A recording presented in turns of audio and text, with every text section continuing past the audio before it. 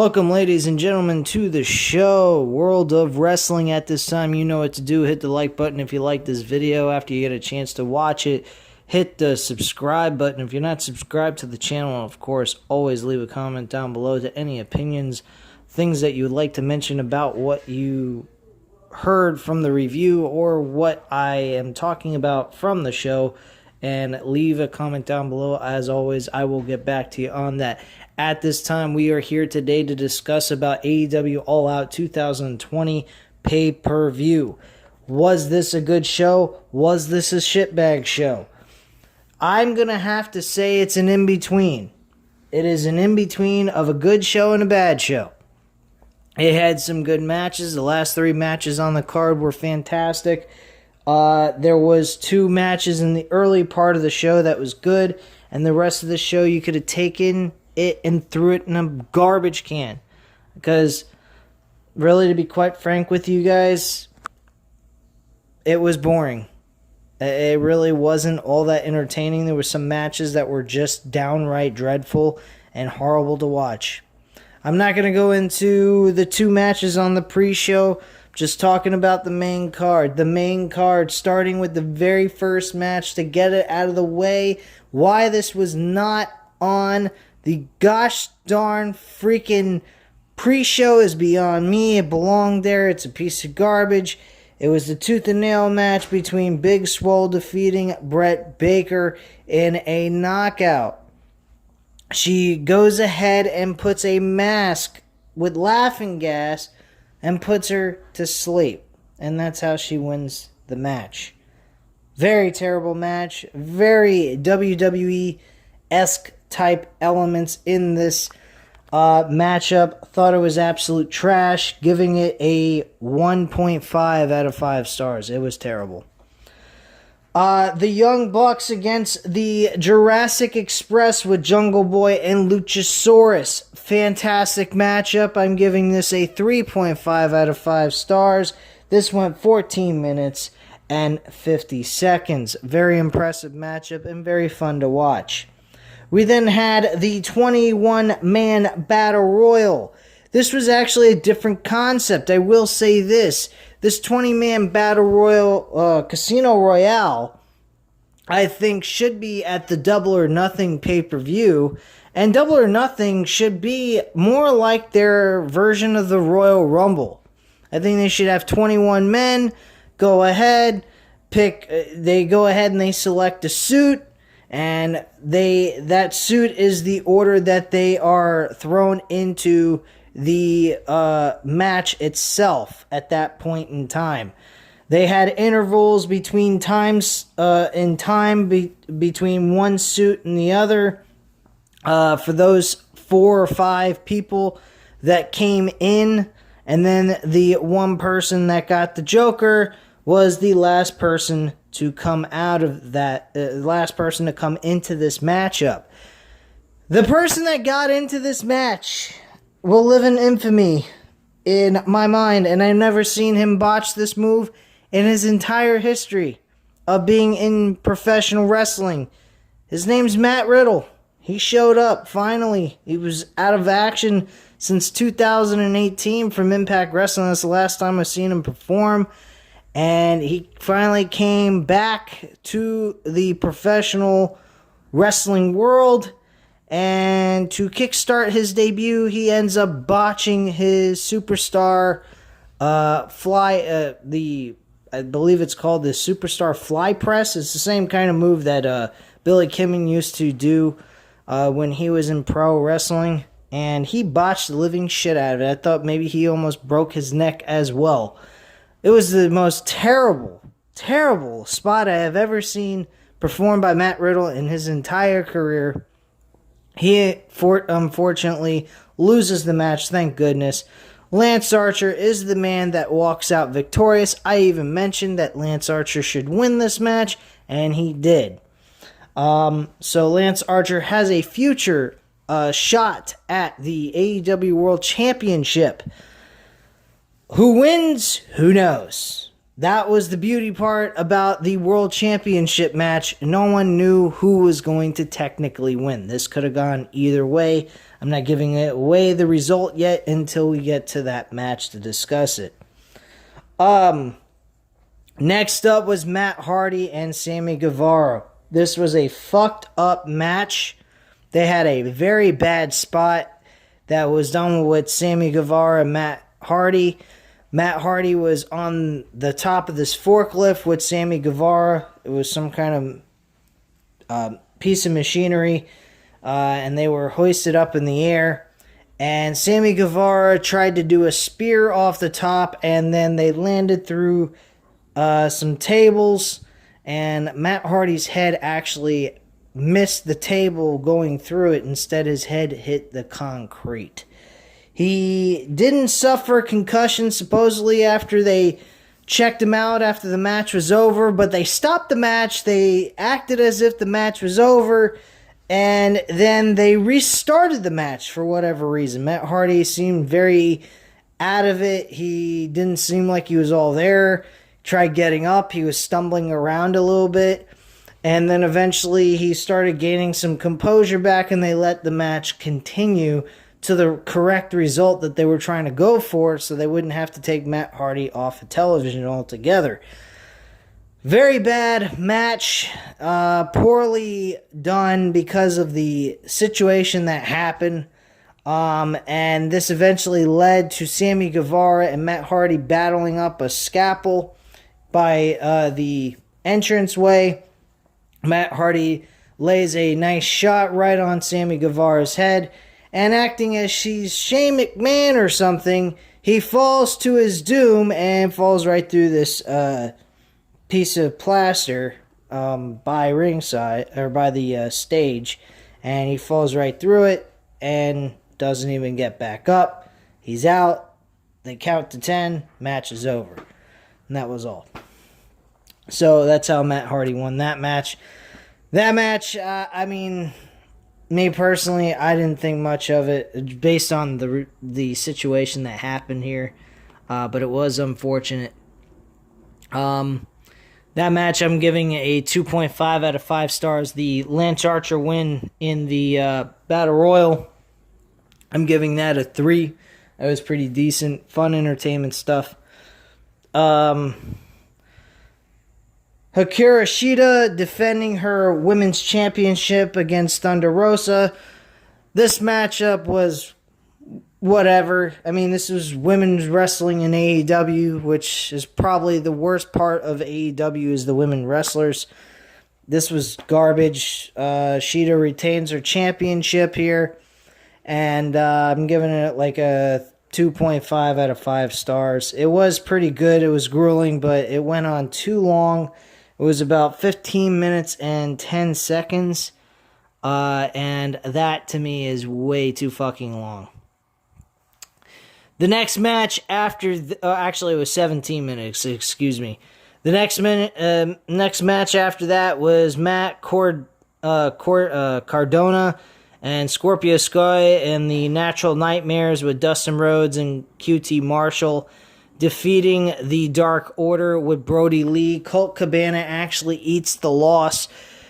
Brody Lee was tagging in Colt Cabana so he could get some credibility and actually achieve a victory. So he's actually being considerate to his own teammate, trying to give him a shot at earning some brownie points and moving up in rankings and what have you. And at the end of the day, Brody Lee, all he had to do was pin his opponent, and instead Dustin Rhodes picks up the victory for his team and beats Colt Cabana for the win over the Dark Order, which led to a matchup between Dustin Rhodes and Brody Lee for the TNT Championship for Dynamite this coming Wednesday. So check that match out. That should be a very entertaining match, and it has some storyline build to it on top of that. We had FTR defeating Kenny Omega and Adam Hangman Page. By the way, the score on that, I'm giving that a 2 out of 5 stars. I didn't think much of it. It was way too fucking long in my opinion as well. That was 15 minutes and 10 seconds. This pay-per-view went a little too long in my opinion. I don't think it needed to go 4 fucking hours. And if it's going to do that, make the show start at 7, the main card, and, you know, do what you got to do. But Jesus Christ, 12 o'clock in the morning. I was at my friend's house watching this pay-per-view, and I didn't get home till like 1 o'clock in the morning or so.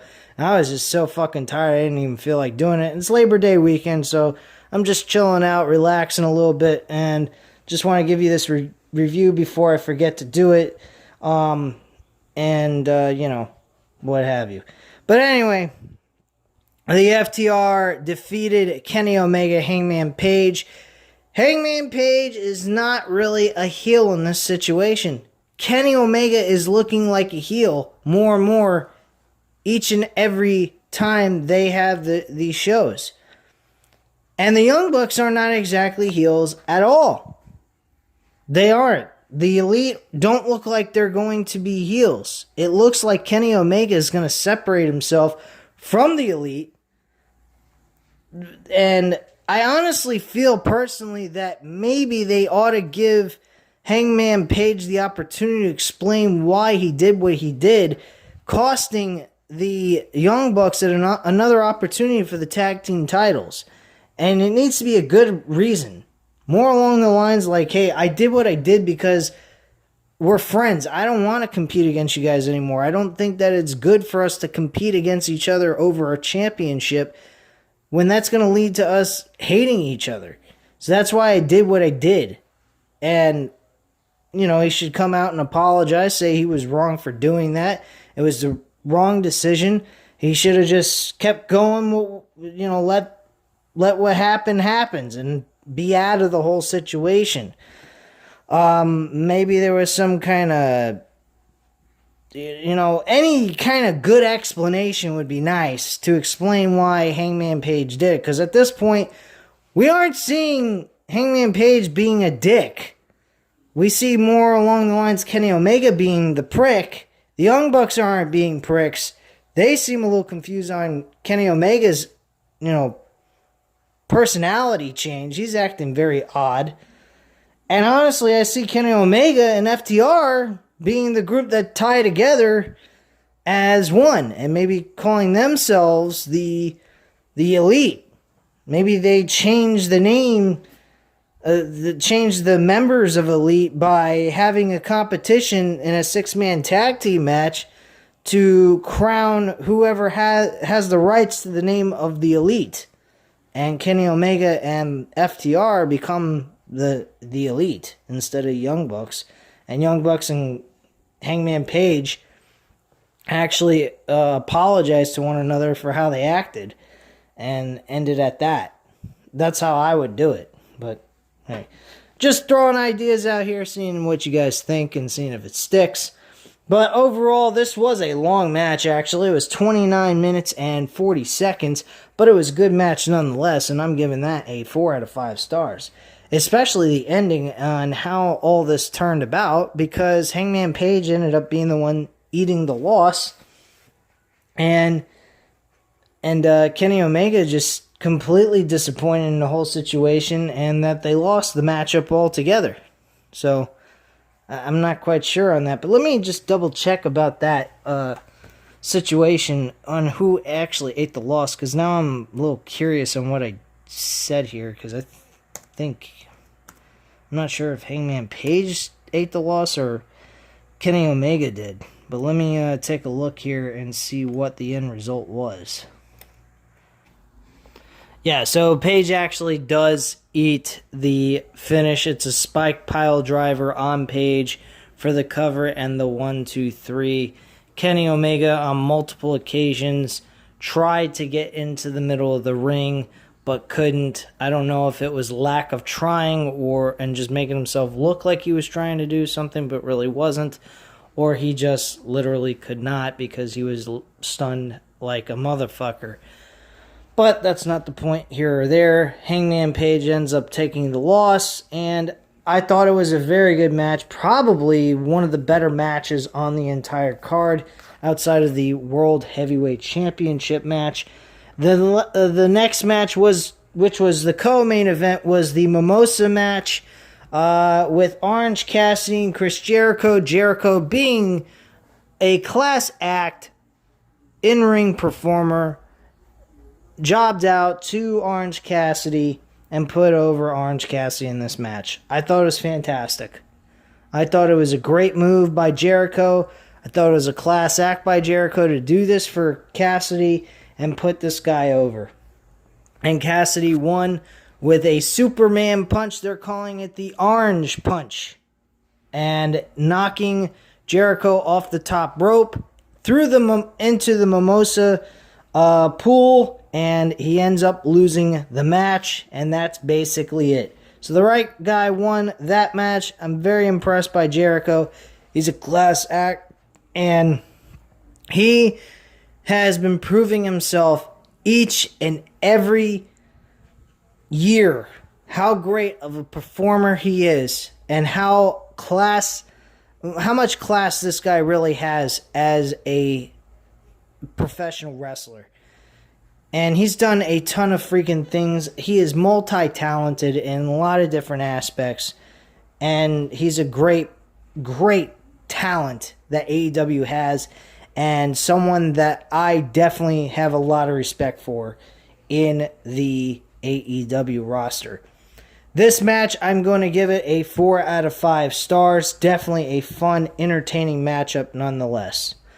Jon Moxley and MJF for the World Heavyweight Championship with the paradigm shift banned from the match itself. This was a grueling match.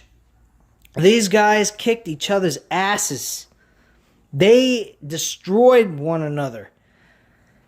MJF looked great. He fought like a dog to try to win this belt.